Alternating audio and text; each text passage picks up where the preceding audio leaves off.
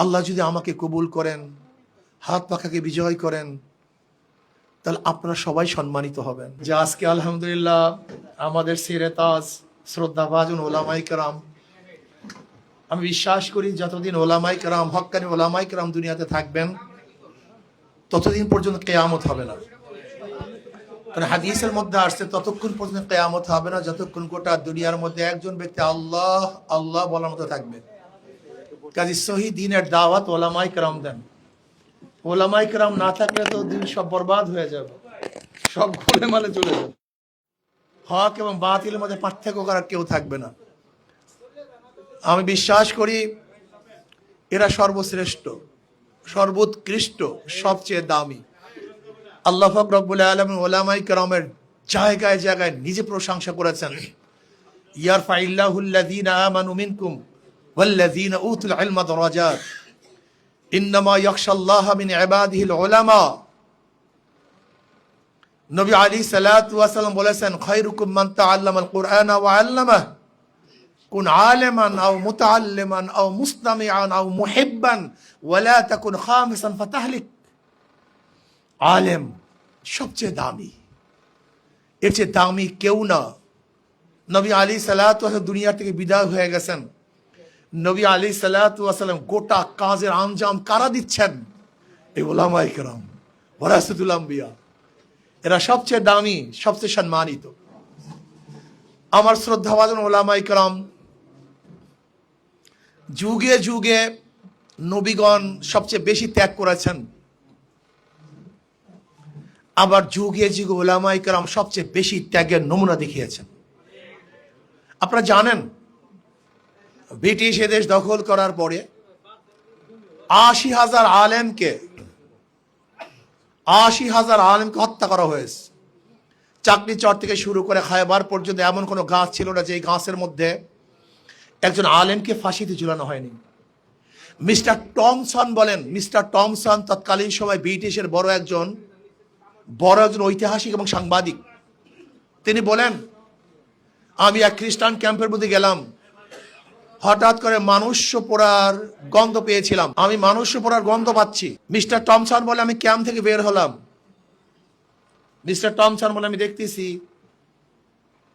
৮০ জন আলেমকে উলঙ্গ অবস্থায় আগুনে পোড়ানো হচ্ছে, আবার ৮০ জন আলেমকে বেঁধে রাখা হয়েছে উলঙ্গ অবস্থায়, তাদেরকেও আগুনের মধ্যে ফালাবে। মিস্টার টমসন বলেন, আমি নিজে দেখতেছি সেখানে কমান্ডার বলতেছে আলেমদেরকে, যাদেরকে আগুনে ফালানো হয়নি, তোমরা শুধু এতটুকু বলো যে তোমরা আজাদী আন্দোলনে সম্পৃক্ত ছিল না। শুধু এতটুকু, আজাদী আন্দোলনে, সেফাই বিপ্লবে তোমরা সম্পৃক্ত ছিল না, এদের সাথে তোমাদের কোনো সংযুক্ততা নাই, শুধু এতটুকু বলো, আমরা তোমাদের সবাইকে ছেড়ে দেব।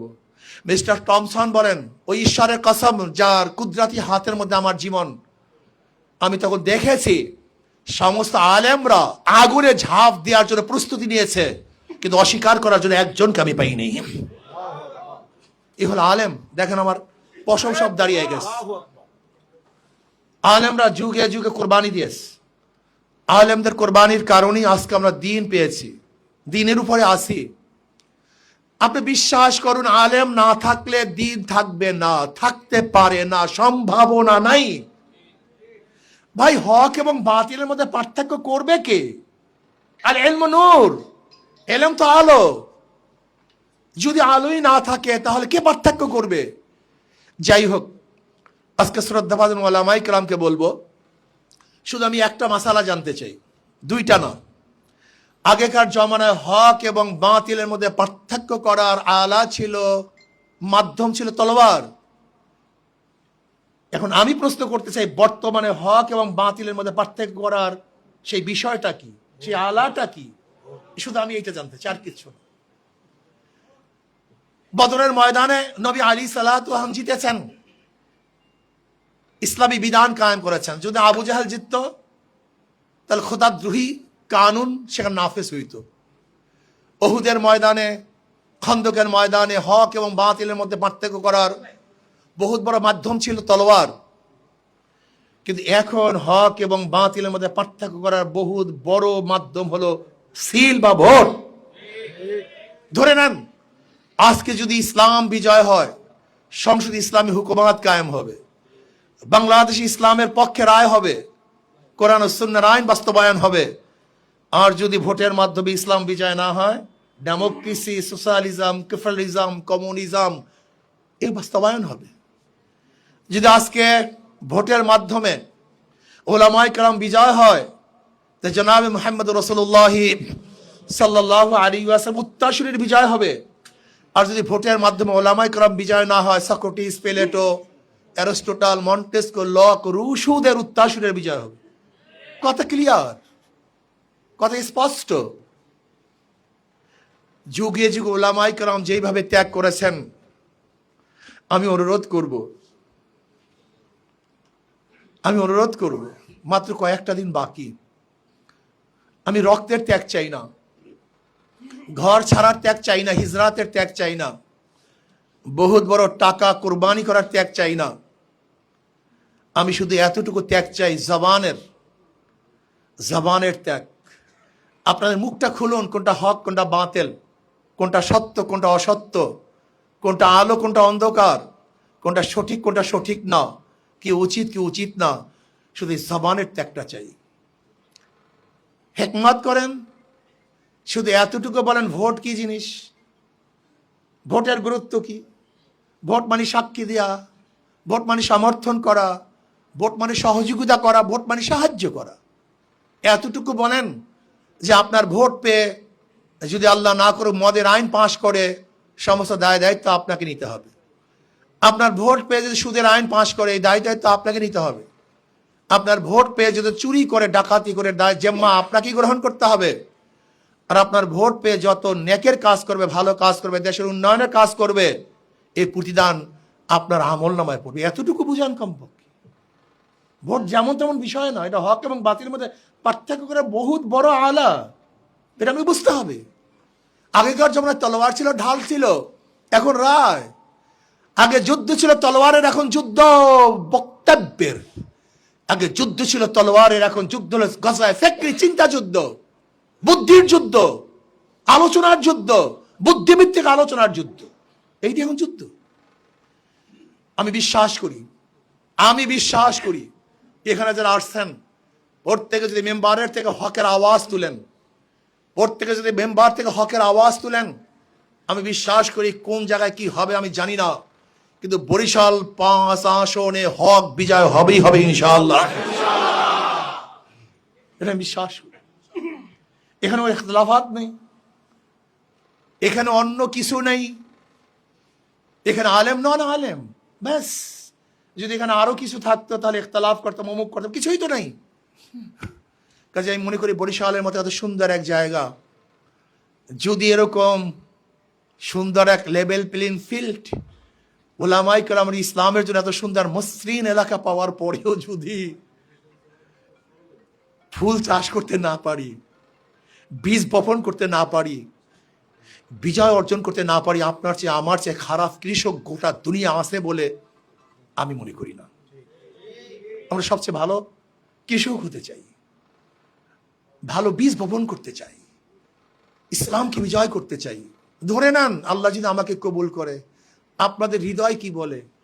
আমার এই জাতীয় ভাইকে আমি শ্রদ্ধা সম্মান না করে পারবো? কিন্তু হ্যাঁ, আমার এই জাতীয় ভাইদেরকে শ্রদ্ধা সম্মান না করে আমি পারবো? আমাকে সবচেয়ে শ্রদ্ধা এবং সম্মানের পাত্র থাকবে যাদেরকে আল্লাহ পাক সম্মানিত করেছেন, আল্লাহ পাক যে ইজ্জত দান করেছেন,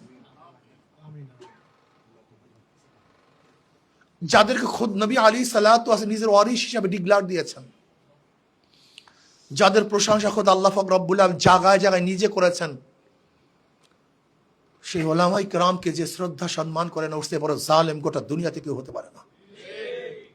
এতটুকু বিশ্বাস আপনার রাখা উচিত যে আল্লাহ যদি আমাকে কবুল করে, আল্লাহ যদি আমাকে কবুল করেন, হাত পাখাকে বিজয় করেন, তাহলে আপনারা সবাই সম্মানিত হবেন, সবাই ইজ্জত আল্লাহ হবেন। দুনিয়া সৃষ্টি হওয়ার পর থেকে আজ পর্যন্ত বরিশালে কোনো আলেম এমপি হয়নি। দুনিয়া সৃষ্টি হওয়ার পর থেকে আজ পর্যন্ত বরিশালে কোনো আলেম এমপি হয়নি। এটা আমার দুর্ভাগ্য, এটা দুর্ভাগ্য। বহু ফাসেক এমপি বানিয়েছি, কিন্তু একজন আলেমকে, নবীর ওয়ারিসকে এমপি বানাতে পারিনি। এইবার যে সুযোগ এসছে, আমি বেশি কথা বলবো না, আমার শ্রদ্ধাভাজন ওলামায়ে কেরাম করজোর করে অনুরোধ করতেছি, আসুন আমরা একটা বার, আমার জন্য না, বিশ্বাস করেন 2-1 ডজন এমপিকে আল্লাহ পাক যে এই সম্মান দিয়েছেন, আমাকে তার চেয়ে মোটেও কম দেয়নি। আপনারা জানেন না আল্লাহ পাক কত ইজ্জত আমাদেরকে দিয়েছেন। খেয়ে পড়ে ভালো থাকার জন্য যে অর্থের প্রয়োজন আল্লাহ পাক যথেষ্ট পরিমাণ দিয়েছেন, কিন্তু পথে পথে ঘুরতেছি, রাস্তায় রাস্তায় ঘুরতেছি, আমি আমার জন্য না। এই অডিয়েন্সে যদি আমি 1000 বছর কথা বলি আইন হবে না, কিন্তু সংসদে 5 মিনিট কথা বলে আইন হবে। এই অডিয়েন্সে আমি 500 বছর কথা বলে গরিব দেখে মেহনত মানুষের পক্ষে আমি কোনো অধিকার বাস্তবায়ন করতে পারবো না, কিন্তু সংসদে 5 মিনিট কথা বললে তাদের পক্ষে অধিকার বাস্তবায়ন করতে পারবো। এখানে 1000 বছর কথা বললো কোরআন ও সুন্নাহর আইন বাস্তবায়ন হবে না, কিন্তু যদি আমি সংসদে 5 মিনিট কথা বলি কোরআন ও সুন্নাহর আইন বাস্তবায়নের উপরে বক্তব্য দিতে পারবো, যে কোরআন ও সুন্নাহর আইনের বাহিরে মানুষকে শান্তি দিতে পারে না, মুক্তি দিতে পারে না, দেশ ভালো চলতে পারে না, এটা আমি সেখানে পারবো। এখানে 1000 বছর বক্তব্য দিলেও বাংলাদেশকে রক্ষা করা যাবে না, কিন্তু সংসদে 5 মিনিট কথা বলি বাংলাদেশকে রক্ষা করা যাবে। আমি এখানে 1000 বছর কথা বললেও না, মাজলুমের পক্ষে থাকা যাবে না, কিন্তু 5 মিনিট ওই সংসদে কথা বললে মাজলুমের পক্ষে থাকা যাবে। এই অডিয়েন্স আর সংসদের অডিয়েন্স এক না, এই চেয়ার আর সংসদের চেয়ার এক না, এখানের বক্তব্য আর সংসদের বক্তব্য এক না। আমি আমার জন্য যেতে চাই না, আমি চাই যদি আল্লাহ পাক আমাকে কবুল করেন, এমনি তো আমি একটু ভয়ভীতি কম, আমাকে জন্মই আল্লাহ পাক ভয়ভীতি কম দিয়ে তৈরি করেছেন, এইভাবে আল্লাহ পাক সৃষ্টি করেছেন। আমি কোনো জালেমের রক্ত চক্ষুকে ভয় করি না, আলহামদুলিল্লাহ। আপনারা জানেন জুলাই আগস্টে বাংলাদেশের কোনো নেতাকে আপনি দেখাতে পারবেন না। ফখরুল সাহেব সামনে ছিলেন না, তারেক সাহেব সামনে ছিলেন না, শফিক সাহেব সামনে ছিলেন না, আব্দুল্লাহ মোহাম্মদ তাহের সাহেব সামনে ছিলেন না, কিন্তু আপনাদের এই গোলাম কিন্তু তখন সামনে ছিল। কোন আলেমকে দেখাতে পারবেন না জুলাই আগস্টের আন্দোলনের কেউ সামনে ছিল, কোন নেতা ছিল না জাতীয় নেতার, কিন্তু আমি কিন্তু ছিলাম। আল্লাহ যদি কবুল করেন, যদি আপনারা সবাই সম্মিলিতভাবে চেষ্টা করেন, আমি বিশ্বাস করি এবার হাত পাকা বরিশালে কত হাজার ভোট বেশি পেয়ে নির্বাচিত হবে, আপনি চিন্তাও করতে পারবেন না। আপনার বিশ্বাস করেন, চিন্তা করতে পারবেন না এই বছর বরিশালে কত হাজার ভোট বেশি পেয়ে হাত পাকা বিজয় অর্জন করবে ইনশাআল্লাহ। কেন আমি মানুষের চেহারা চিনি, আমি ভোট করতে করতে মোটামুটি এইটার উপর ভালো অভিজ্ঞতা অর্জন করছি। আমি মানুষের চেহারা দেখলে বলতে পারি কে ভোট দিবে কে ভোট দিবে না, আমি মুসাফা করে বলতে পারি কে ভোট দিবে ভোট দিবে না, আমি মানুষের হাসি দেখলে বলতে পারি কে ভোট দিবে কে ভোট দিবে, অভিজ্ঞতা হয়ে গেছে আমার। এইবার মানুষের যে চেহারা, মানুষের যে হাসি, মানুষের যে বক্তব্য, মানুষ কি চায় কি বলে, যে দেখছি তো সরওয়ার সাহেবকে বারবার, এবার দেখি না হুজুর কি করতে পারে, এটা মানুষের বক্তব্য, মানুষের বক্তব্য। ইনশাআল্লাহ যদি আল্লাহ পাক আমাকে কবুল করেন, 12 তারিখ যদি আল্লাহ পাক কবুল করেন, 13 তারিখ আমার কনস্টিটিউশনের মধ্যে একটা মিথ্যা মামলা আমি রাখবো না, কোনো হয়রানি থাকবে না, কোনো জুলুম অত্যাচার থাকবে না, চাঁদাবাজি থাকবে না, গুন্ডামি থাকবে না। আমরা সবাই মিলেমিশে এমন একটা সুন্দর শহর গড়ব, যে শহরের মধ্যে সবাই আমান থাকবে, সবাই নিরাপদ থাকবে, মিলেমিশে কাজ করব, মুসলিম হিন্দু বৌদ্ধ খ্রিস্টান একই সাথে বসবাস করব, এমন একটা শহর গড়ব। আর আল্লাহ কবুল করলে সংসদ ইসলামের পক্ষে আপনাদের এই সন্তান কথা বলবে ইনশাআল্লাহ, আপনাদের ভাই কথা বলবে ইনশাআল্লাহ। ইনশাআল্লাহ যদি আমরা সবাই চেষ্টা করি, মেম্বার থেকে আওয়াজ তুলি, আপনি লিখে রাখতে পারেন আগামী 12 তারিখ বরিশাল 5 আসন থেকে অবশ্যই হাত পাখা বিজয় হবে ইনশাআল্লাহ।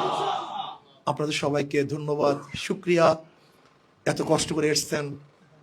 আল্লাহ আপনাদের সবাইকে দ্বীনের জন্য, ইসলামের জন্য কবুল করে নেন। ইসলামের খাদিম সহ আমাকে মধ্যে সবাইকে কবুল করে নেন।